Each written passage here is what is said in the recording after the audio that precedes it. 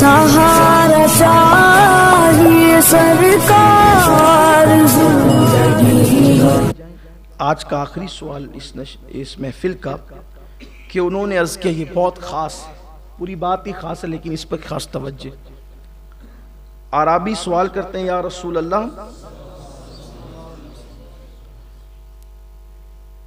रोज़े क़यामत के दिन मैं अल्लाह से इस हालत में मिलना चाहता हूं कि मेरे वजूद पर कोई गुनाह ना हो, मैं गुनाहों से पाक और साफ होकर अल्लाह से क़यामत में मिलना चाहता हूं। क़यामत के दिन मैं अल्लाह से पाक और साफ कि मेरे नामे अमाल में कोई गुनाह ना हो, इस शान से मैं अल्लाह से मिलना चाहता हूं। कितना खूबसूरत जवाब है। हुजूर अलैहिस्सलाम फरमाते हैं, गुस्ल जनाबत को खूब अच्छी तरह किया करो, इसकी बरकत से अल्लाह से तुम इस हालत में मिलोगे कि तुम्हारे नामे अमाल में कोई गुनाह नहीं होगा। यानी गुस्ल जनाबत जो लोग अच्छी तरह करते हैं, क़यामत के दिन वो गुनाहों से पाक होकर के उठेंगे। पहली बात तो लोग 2-3 दिन तक गुस्ल जनाबत को 2-3 दिन तक करते ही नहीं है, ऐसे ही घूमते रहते हैं। हुजूर अकरम सल्लल्लाहु अलैहि वसल्लम फरमाते हैं कि जहां जुनबी हो, यानी जिस शख्स पर, जिस मर्द औरत पर गुस्ल जनाबत फर्ज हो, वो जहां होगा वहां अल्लाह की रहमत के फरिश्ते नहीं होंगे। कुछ लोगों के बारे में तो हम देखते भी है, सुनते भी है कि वो ऐसे उठ करके लूम चलाने भी चले जाए, साइजिंग में भी चले गए, दुकान में भी आ गए, और उसके बाद जब उनको मौका मिला फिर वो तब गुस्ल करेंगे। तो एक दिन मैंने अपने एक जगह में बैठा हुआ था, तो मैंने उनसे कहा कि चलें नमाज पढ़ लेते हैं, और उन्होंने कहा आप जाएं। आप भी चलते तो अच्छा होता। मैं अकेला ही था, तो उन्होंने कहा एक काम करता हूं, मैं मस्जिद तक आपको पहुंचा दे। तो चलिए वो आए, मस्जिद के दरवाजे पर उन्होंने मुझे पहुंचाया। फिर उन्होंने कहा कि भाई दरवाजे तक आए, पढ़ तो नहीं। मेरे कान में कहा कि सैयद साहब, मैं असल में अभी मेरा गुस्ल बाकी है।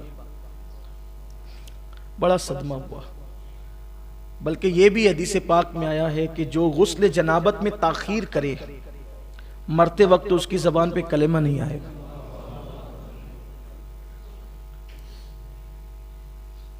आदत बना लें, जब फारिग हों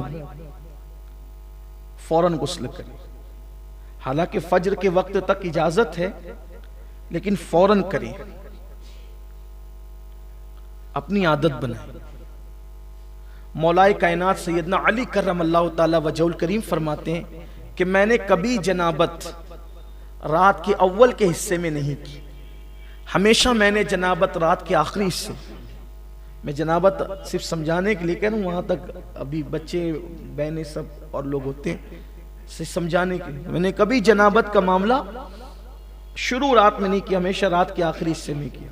वजह इसलिए कहते हैं कि अगर शुरू हिस्से में करता तो रात में उसी हालत में सोना पड़ता।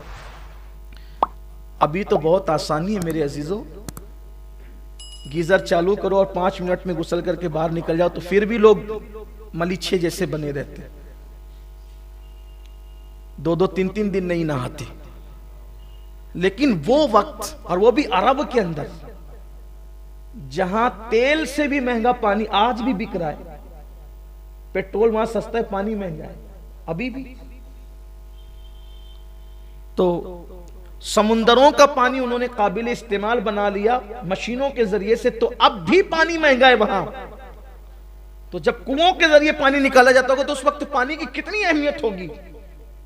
तो मौलाए कायनात कहते हैं कि रात के शुरू हिस्से में जनाबत इसलिए नहीं की कि रात भर जनाबत की हालत में सोना पड़ता था, इसलिए मैं आखिरी हिस्से में जनाबत करता ताकि मैं नापाक ना रहूं। क्यों? अगर उसी हालत में मौत आ गई तो अल्लाह को मुंह क्या दिखाऊंगा। तो इसलिए अगर गुस्ल जनाबत फर्ज हो जाए तो फौरी तौर पर करें। हालांकि फौरी तौर पे फर्ज वाजिब नहीं है, फजर की अजान तक अगर वुजू करके सो जाए तो इजाजत है, लेकिन मौत का भरोसा क्या है।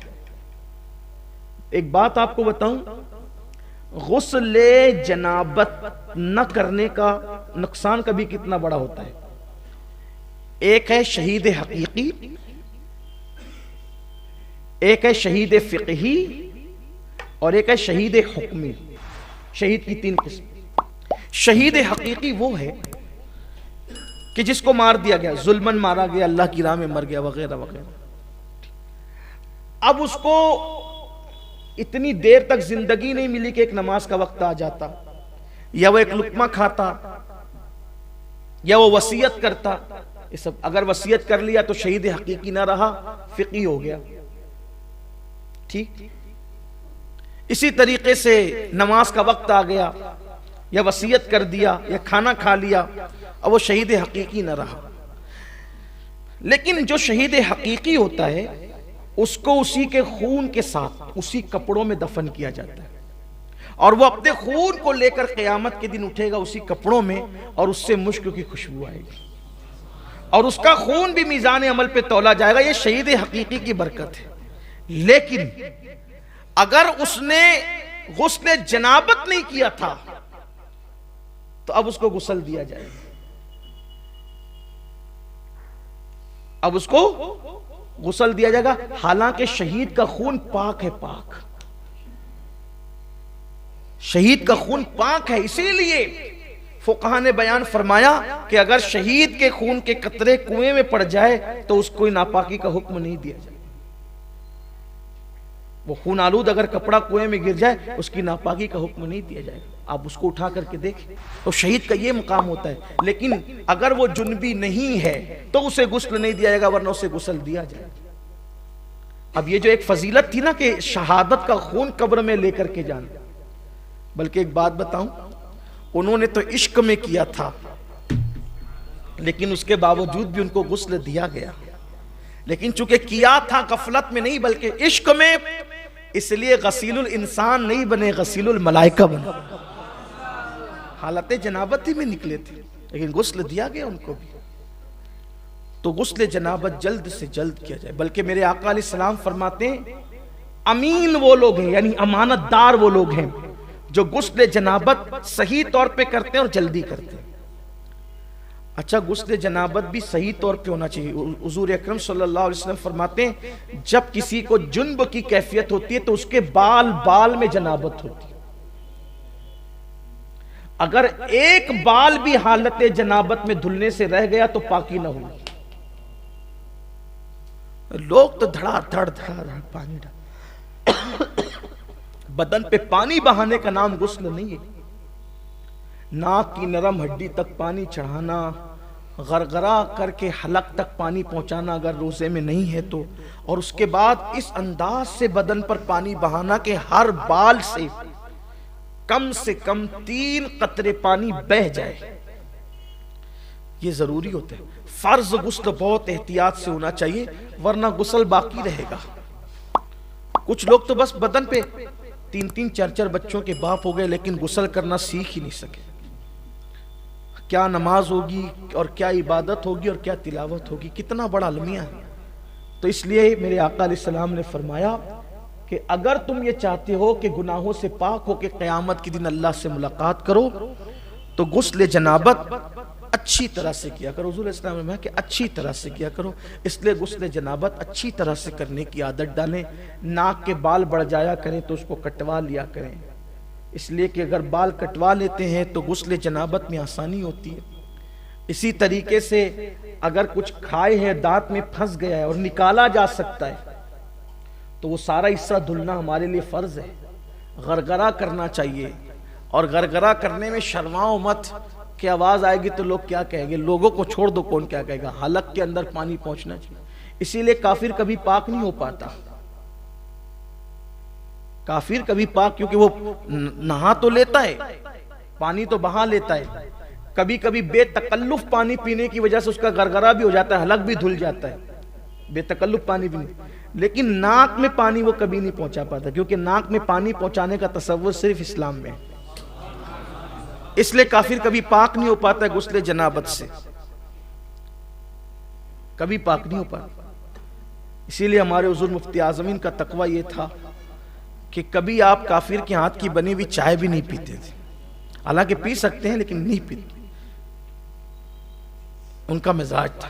بلکہ ان کا ذکر آ گیا تو ایک بات یاد آ گئی. ایک ایسی خوبصورت محفل تھی جہاں حضور مفتی اعظم اور محدث اعظم دونوں جمع تھے. چائے آ گئی اور چائے آئی تو چائے رکھی گئی. اتفاق سے چائے ہوٹل سے آئی تھی. تو سیدی مفتی اعظم نے پوچھا کہ چائے کہاں سے آئی؟ تو کسی نے کہا کہ وہ فلانے کے یہاں سے. تو آپ نے فرمایا کہ میں کافر کے ہاتھ کی بنی ہوئی چائے نہیں پیتا. تو وہ چائے اٹھا لی گئی. چائے رکھی تھی سیدی محدث اعظمین کے سامنے. تو لوگوں نے سمجھا وہ نہیں پی رہے تو یہ بھی نہیں پئیں گے. تو سیدی محدث اعظمین رحمت اللہ تعالی سے کسی کا حضور مفتی اعظم چائے نہیں پیتے. کہا کیوں؟ کہا وہ کہتے ہیں کہ وہ کافر کے ہاتھ کی بنی ہوئی اس لیے وہ نہیں پئیں گے. تو آپ نے پھر کپ سنبھال لیا اور کپ سنبھال کر اٹھا کر پیتے ہوئے فرمایا یہ وہ ان کا تقویٰ تھا، یہ ان کا فتویٰ ہے. وہ ان کا تقویٰ تھا اور یہ ان کا، اور آپ نے پی لیا. پی سکتے ہیں لیکن سیدی مفتی اعظم رحمت اللہ تعالی علیہ نہیں پیا کرتے. اس سے یہ نہیں کہ اب جو پینے لگے تو آپ اس کو جو وہ ٹیڑھی نظر سے نہیں، اجازت ہے.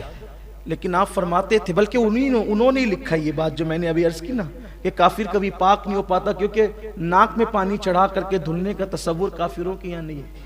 بے تکلف پانی پینے سے ان کا حلق دھل جاتا ہے. اس لیے آپ سے کہتا ہوں غسل جنابت سیکھیے اور اچھے سے سیکھ کر کے غسل جنابت کیجئے. اور غسل جنابت کی برکت بھی بہت زیادہ ہے. جب کوئی غسل جنابت کرتا ہے تو ہر قطرے کی تعداد کے برابر فرشتے پیدا کیے جاتے ہیں اور وہ فرشتے قیامت تک اس کے لیے مغفرت کی دعا کرتے ہیں جس نے جنابت کا غسل کیا تھا. اور غسل جنابت کا پانی بطور نیکی میزان میں تولا جائے گا. یہ اس کی برکت ہے. اللہ تعالیٰ توفیق عطا فرمائے. گفتگو کے درمیان کوئی غلطی ہے تو اللہ معاف فرمائے. استغفر اللہ ربی من کل ذنب و اتوب الیہ.